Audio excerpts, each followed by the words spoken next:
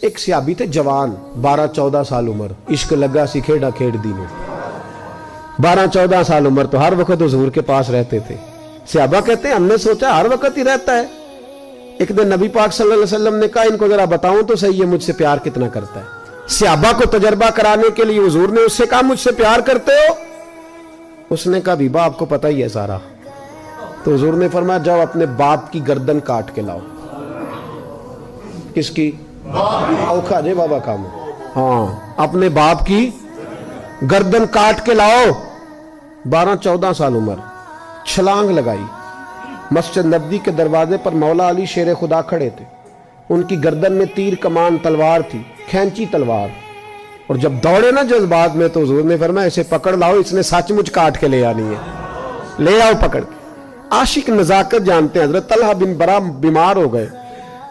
بیمار, دن میں 2 دفعہ میرے نبی تیمارداری کرنے جاتے. 2 دفعہ. اللہ کرے وہ بیماری میں ہی آ جائے. چر ہویا مینو ترلے لیندیاں کدی موڑ میرے ول واگاں, خواب میری وچ ایک وار جہاں میں ساری عمر نہ جاگاں. نبی پاک صلی اللہ علیہ وسلم 2 دفعہ تیمارداری کرنے جاتے. 2 دفعہ دن, 2 دفعہ حضور پتہ لے. ایک دن حضور شام کو گئے, ان کا ماتھا چوما تو حضور کی آنکھوں میں آنسو آ گئے. پھر میرے حبیب پاک نے ان کے والد کو کونے میں بلایا, کوئی بات کہی, باپ بھی رونے لگے. حضور نے پھر پیار کیا, چلے گئے. حضرت طلحہ اپنے ابا جی سے کہنے لگے حضور کیا کہہ کے گئے؟ کہا بیٹے کچھ نہیں. کہا نہیں مجھے بتائیں. کچھ نہیں, رشتہ ہی بڑا نازک, نہیں بتائیں. تو باپ نے سر پہ ہاتھ رکھا, کہا حضور کہہ گئے ہیں تو آج شام کو فوت ہو جائے گا. اور جب حضور نے کہا جب اس کا انتقال ہو جائے تو مجھے خبر کرنا. والد کو چارپائی پہ بٹھا کے تو حضرت طلحہ نے ہاتھ پکڑ لیا. عشق تے اگ دوویں ایک برابر, پر عشق دا سیک ودھیرا. اگ تے ساڑے ککھ تے کانے, عشق ساڑے تن میرا. او اگ دا دارو می تے پانی, مینوں کوئی دسے عشق دا دارو کیڑا. بلے شاہ اتھے کچھ نہیں بچدا جتھے عشق ہوراں دا ڈیرا.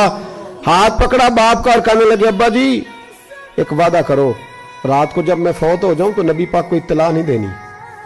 خبر. کہا بیٹے حضور کہہ گئے ہیں دینی ہے, تو کہتا نہیں دینی, کیوں؟ عاشق نزاکت جانتے ہیں. اگرچہ 12-14 سال عمر تھی پر عشق پکا تھا نا, نزاکت سمجھتے تھے. کہنے لگے ابا جی جن گلیوں سے حضور نے گزر کے آنا ہے وہ یہودیوں کی گلیاں ہیں. ایسا نہ ہو میرے جنازے کی خاطر حضور گزرے اور کوئی میرے نبی کو تکلیف دے دے, اس لیے خبر نہیں کرنی مصطفیٰ کو. آپ جنازہ پڑھ کے دفنا دینا. رات کو انتقال ہوا, باپ نے جنازہ پڑھا, دفن کیا. سارا کچھ جاننے والے رسول آئے. کہا مجھے بتایا کیوں نہیں؟ عرض کی محبوبہ.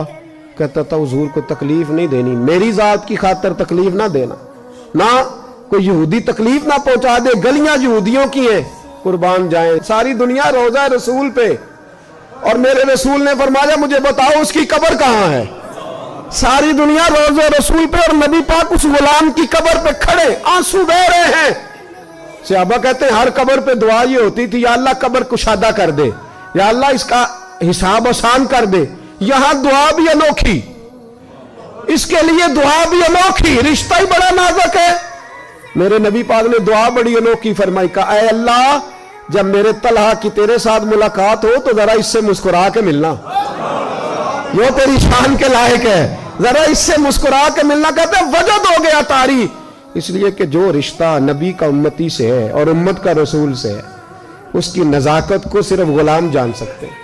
غلام جان. میں نے پچھلے جمعے بھی کہا تھا, مجھے ایک شخص کہنے لگے آپ بتیاں لگاتے ہیں, جھنڈیاں لگاتے ہیں. میں نے کہا بس نہیں چلتا, ہم تو تارے بھی لگا دیں, ہمیں ہمارا پتہ ہی نہیں. میرا دل کرتا ہے گلی گلی پھروں اور یہ نعرہ لگاؤں جان ہے عشق مصطفیٰ, روز فضو کرے خدا, جس کو ہو درد کا مزہ وہ نازے دوا اٹھائے کیوں, اور پھر کے گلی گلی تباہ ٹھوکریں سب کی کھائیں کیوں. اگر دل کو عقل دے خدا تو تیری گلی سے جائیں کیوں.